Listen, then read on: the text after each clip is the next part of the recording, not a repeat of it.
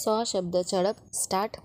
વિદ્વાન સેશન જજ દ્વારા પસાર કરાયેલા વિવાદિત ચુકાદા અને દોષિત ઠેરવવાના આદેશ અને સજાથી વ્યથિત હોવાને કારણે અપીલકર્તાએ વર્તમાન અપીલ દાખલ કરી છે. પૂર્ણવિરામ. પેરેગ્રાફ. અપીલકર્તા વતી હાજર રહેલા વિદ્વાન વકીલ શ્રી ઋતુરાજ નાણાવટી વતી વરિષ્ઠ વકીલ શ્રી N.D.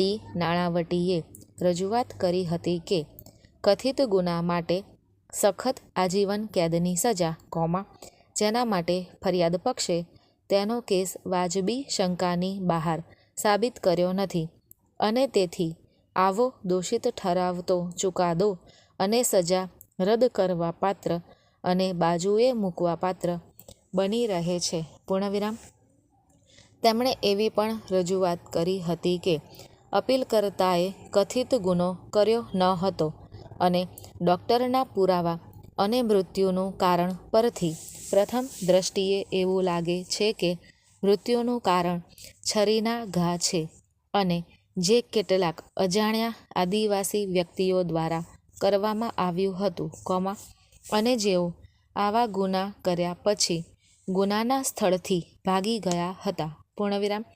તેમણે પંચનામાની સામગ્રી સોનાની સાંકળ, મંગળસૂત્ર અને છરીની પ્રાપ્તિ અંગેનું પંચનામું, ગુનાના દ્રશ્યનું પંચનામું વાંચ્યું અને રજૂઆત કરી કે કેટલાક અજાણ્યા વ્યક્તિઓએ અપીલકર્તાની પત્નીની હત્યા કરી છે. પૂર્ણવિરામ.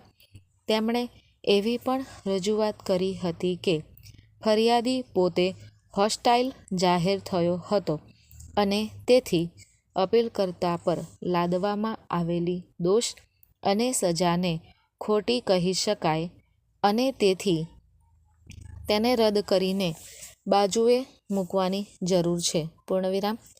તેઓએ મૃતકના ભાઈ, ફરિયાદ પક્ષના સાક્ષી નંબર 7 મહેન્દ્રસિંહ ઉપનામ માસ્ટરસિંહ ભદોડિયાના પુરાવા તરફ ધ્યાન દોર્યું હતું, જેની આંક 44માં તપાસ કરવામાં આવી હતી, ખાસ કરીને પેરા 11, 15, 16, 20, 22, 25 અને 27માં અને રજૂઆત કરવામાં આવી હતી કે હાલના અપીલકર્તા સહિત અન્ય આરોપીઓ દ્વારા કરવામાં આવેલી દહેજની માંગના અત્યાર સુધીના આક્ષેપો સાબિત થયા નથી અને સેશન્સ જજે દહેજ પ્રતિબંધ અધિનિયમની કલમ 3 અને 7 અને ભારતીય દંડ સંહિતાની કલમ 304-B, 34ના આરોપો માટે તમામ આરોપીઓને નિર્દોષ જાહેર કર્યા હતા. પૂર્ણવિરામ.